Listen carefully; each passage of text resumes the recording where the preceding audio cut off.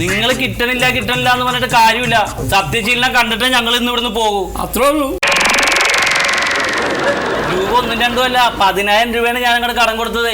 അപ്പൊ എന്റേതാ? നിങ്ങൾ ഇങ്ങനെ ഇടന്ന് ബഹളം വെക്കല്ലേ, നാട്ടുകാരൊക്കെ അറിഞ്ഞ മോശമല്ലേ. ഓ, അപ്പൊ കാശ് മേടിച്ചപ്പോ ഈ പ്രശ്നം ഉണ്ടായില്ല? ചേട്ടൻ നിങ്ങൾക്ക് തരാനുള്ള പൈസ തരും.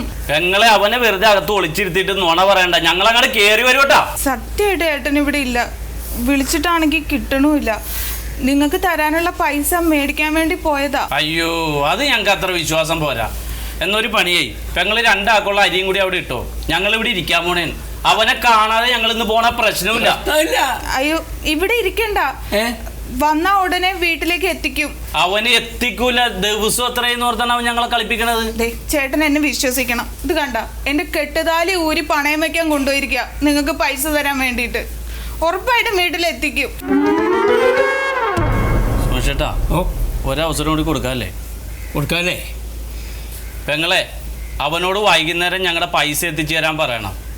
ഇന്നും കൂടി ഞങ്ങളെ പറ്റിച്ച ഇനി ഞങ്ങൾ ഈ സ്വഭാവത്തിലായിരിക്കില്ല വരണത്. അവനോട് പറഞ്ഞേക്ക്. പോയേട്ടാ.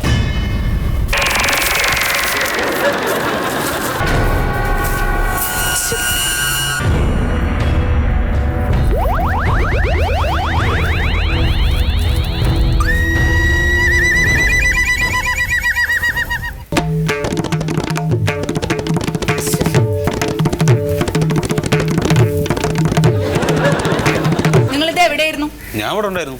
എവിടെ ഉണ്ടായിരുന്നു? ഇവിടെ ഉണ്ടായിരുന്നു. എത്ര നേരം ഞാൻ വിളിക്കണു? അതെ, അവര് പോട്ടെ എന്ന് വിചാരിച്ചിട്ട് നിന്നതാണ്. പോയ കാര്യം ഒന്നും നടക്കില്ല. കൊണ്ടു എല്ലാം കുഴപ്പമാണ്. ലോണും കിട്ടില്ല, പിന്നെ ആ ജാമ്യം നിന്നില്ലേ, അതിന്റെ റിക്കവറി നോട്ടീസൊക്കെ അയക്കുന്നു പറയണവരെ. നിങ്ങൾ എന്താ പറയണേ? ആ ചാനലുകാരും ആലത്തൂർ ശീതളിനൊക്കെ പാടെ കൂടി നമ്മളെ പറ്റിച്ചു എന്നാ തോന്നുന്നു. ഇത് വർക്ക് ചെയ്യണില്ല. എന്റെ കെട്ടുതാലിയും കൊണ്ട് പണയം വെച്ചിട്ട് ഇത് വർക്ക് ചെയ്യണില്ല.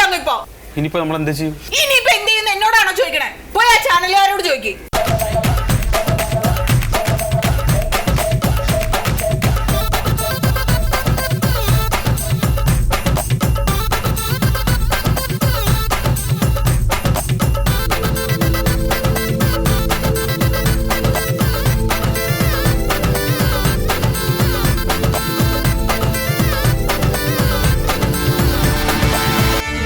എടോ, ഇജ്ജ് എന്തിനാണ്ടോ ചാനലിലെ ന്യൂസ് എഡിറ്ററെന്നും പറഞ്ഞ് നടക്കണത്? എന്താ കാര്യമെന്നോ? നമ്മളെ ചാനലിൻ്റെ ന്യൂസിൽ എരിവും പുളിയും പോരാന്നൊരു കംപ്ലൈൻറ്റ്. അത് ഞാനും നോട്ട് ചെയ്തിരിക്കണ കുറച്ച് ദിവസമായിട്ട്. എടോ, അത്യാവശ്യം ഇക്കിളിപ്പെടുത്തുന്ന വാർത്തകളൊക്കെ ഉണ്ടെങ്കിൽ ആൾക്കാർ ചാനൽ കാണുള്ളൂ, ഇല്ലെങ്കിൽ ആരും കാണൂല, പൂട്ടിക്കാണൂ. അത്യാവശ്യം എരിവും അത്യാവശ്യം പുളിയും അതൊക്കെ വാർത്തയിൽ വേണമൊക്കെ ഒന്ന് ശ്രദ്ധിച്ചോണ്ടി. ആൾക്കാർ മുഴുവൻ നമ്മളെയാണ് വിളിച്ച് ചീത്ത പറയുന്നത്. ശമ്പളം മേടിക്കുന്നുണ്ടെങ്കിൽ അതിനനുസരിച്ചുള്ള പണിയെടുക്കണം. ശരി, നല്ല എന്തേ ഇരിക്കും. നമസ്കാരം സാറേ. നമസ്കാരം. എൻ്റെ പേര് സത്യശീലൻ.